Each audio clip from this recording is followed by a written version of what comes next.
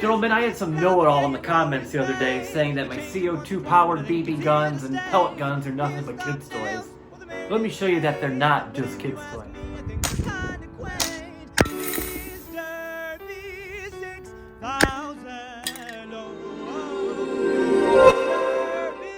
Gentlemen, I had some know-it-all in the comments the other day saying that my CO2-powered BB guns and pellet guns are nothing but kids' toys.